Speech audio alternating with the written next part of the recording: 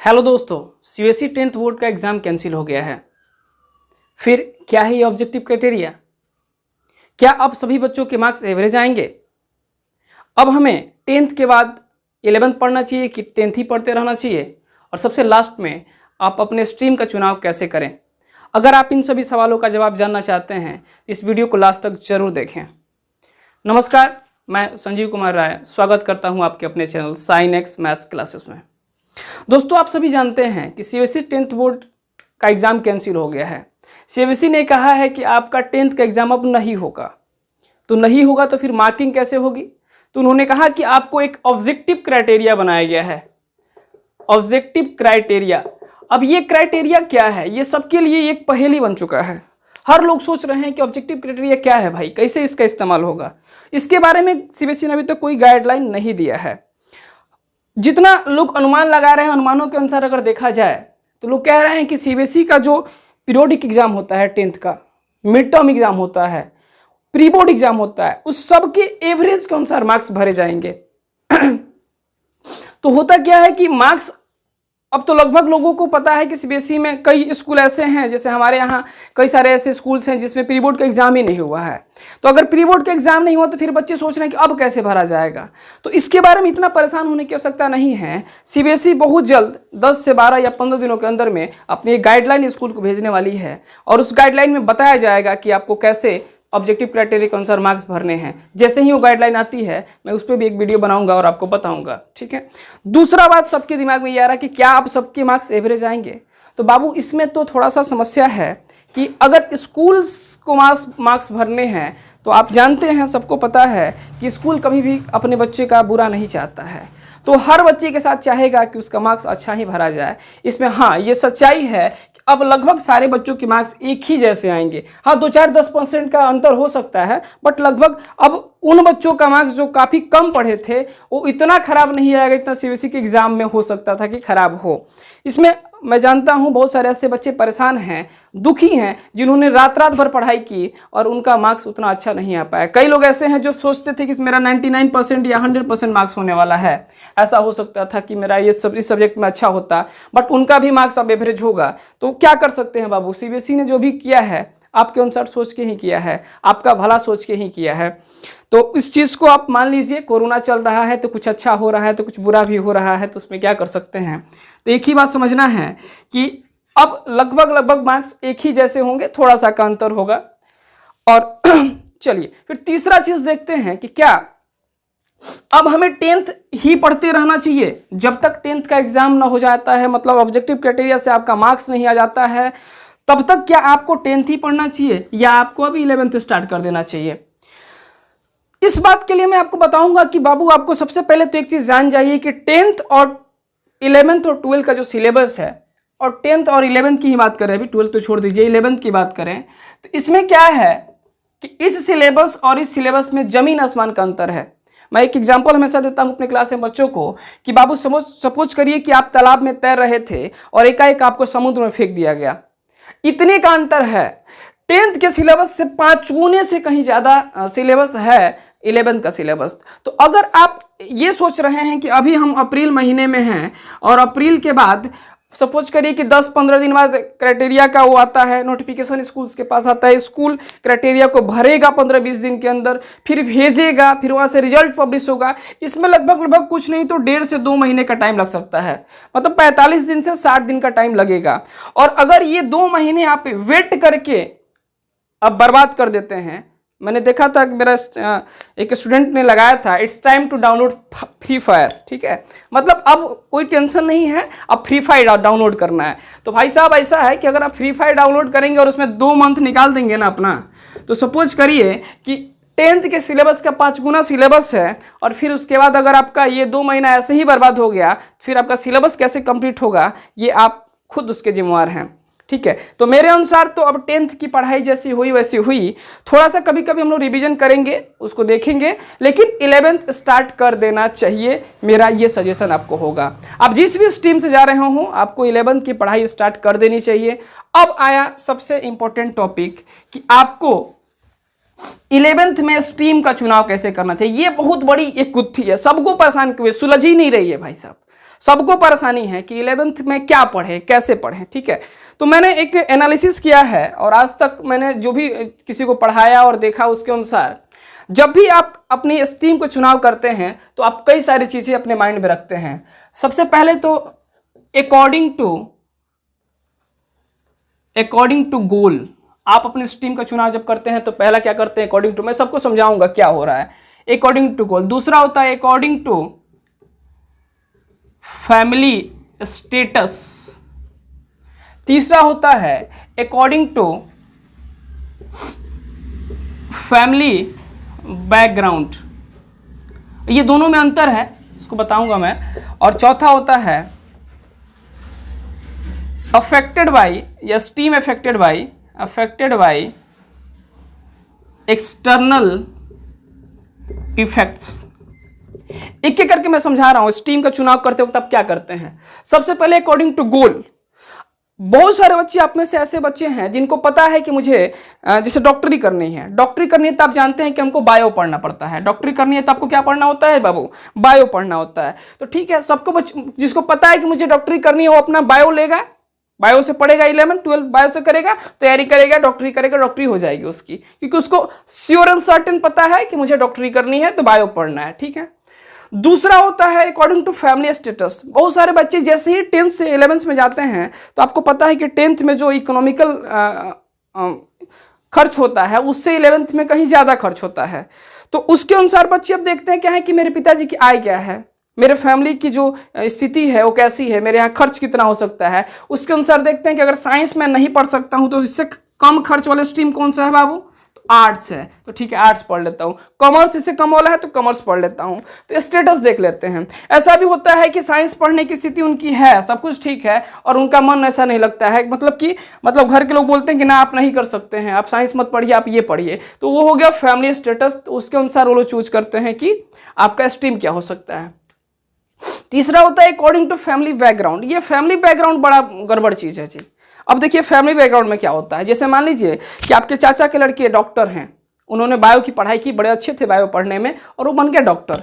अब आपकी बात आती है, जब आप पढ़ते हैं, आप 10th में थे तो आपके दिमाग में हर बार ये डाला जाता था कि बाबू देखो चाचा का लड़का ना डॉक्टर बन गया, तुम भी अच्छे से पढ़ो, तुमको भी डॉक्टर बनना है।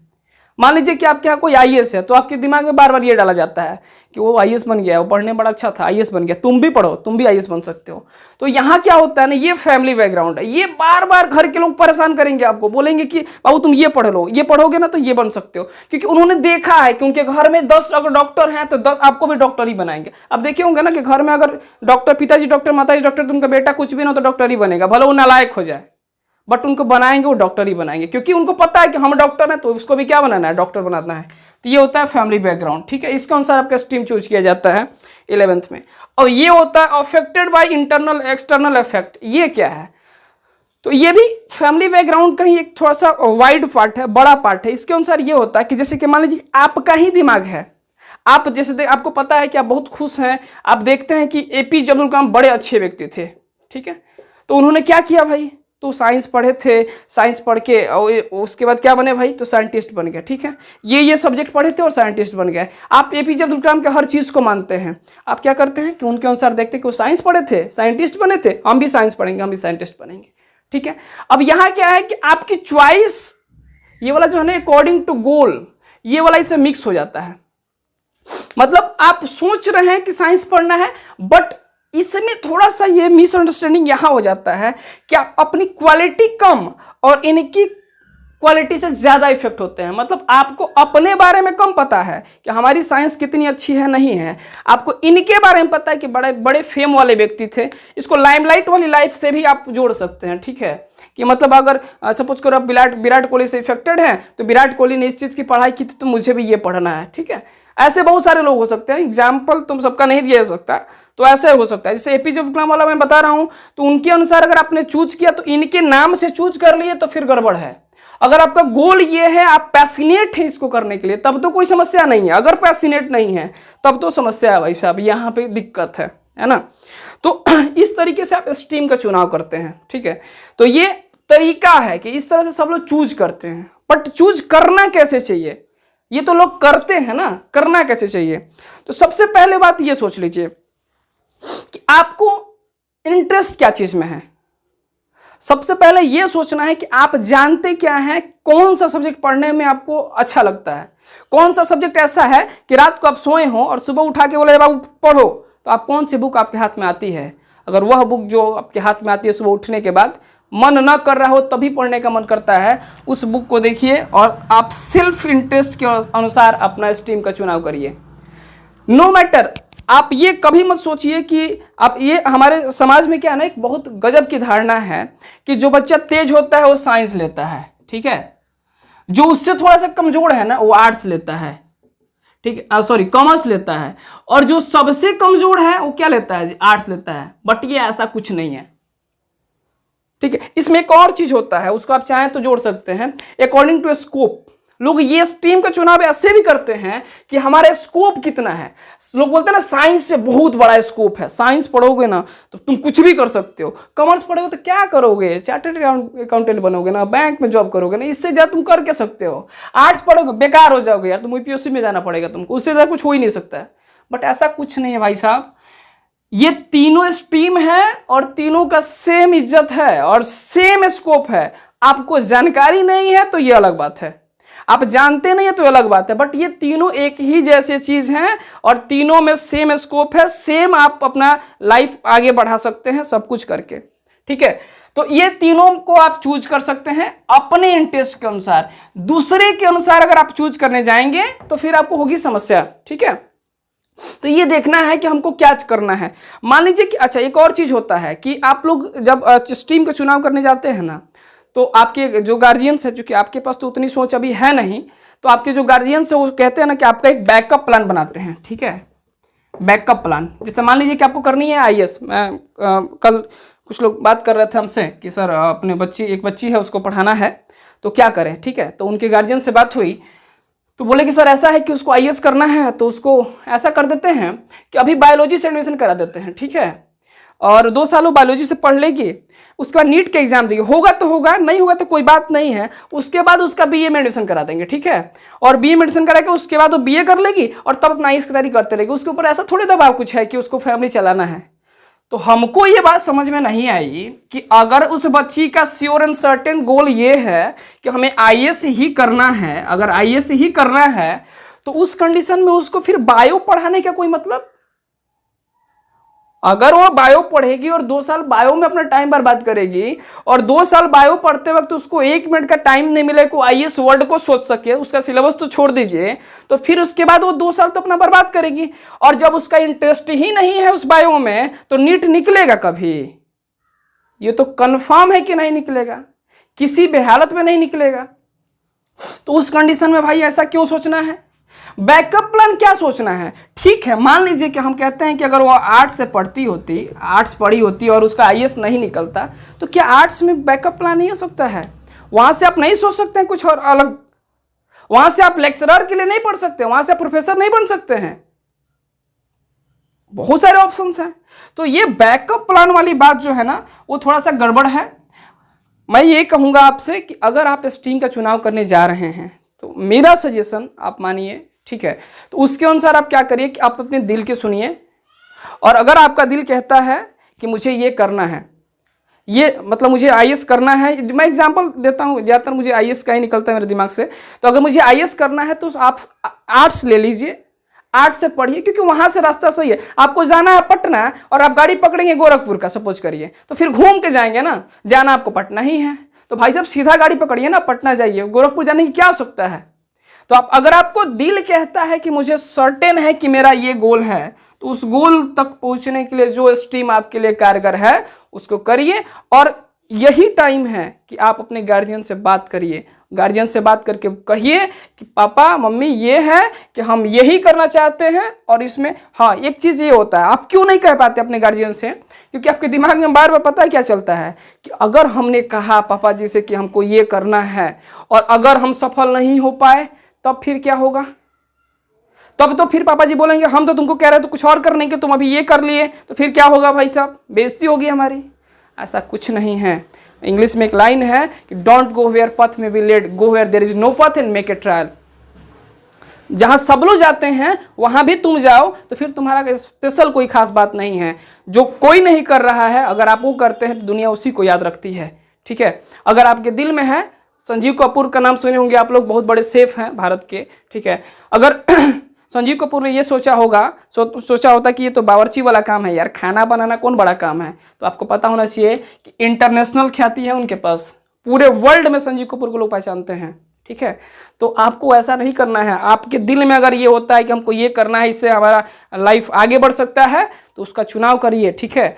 और उसके बाद भी अगर कोई समस्या हो तो हमेशा हम हाजिर हैं, हमसे बात करिए, ठीक है।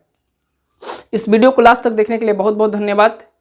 आशा करता हूं कि ये वीडियो आपके काम आया होगा, और अगर काम आया होगा और आपने अभी इस चैनल को सब्सक्राइब नहीं किया है तो प्लीज़ सब्सक्राइब करिए। और आगे अगर आप किसी दूसरे टॉपिक पे भी इस वीडियो बनाते हुए देखना चाहते हैं या सुनना चाहते हैं तो उस टॉपिक को कमेंट सेक्शन में ज़रूर मेंशन करिए। बाकी आप सभी का बहुत बहुत धन्यवाद।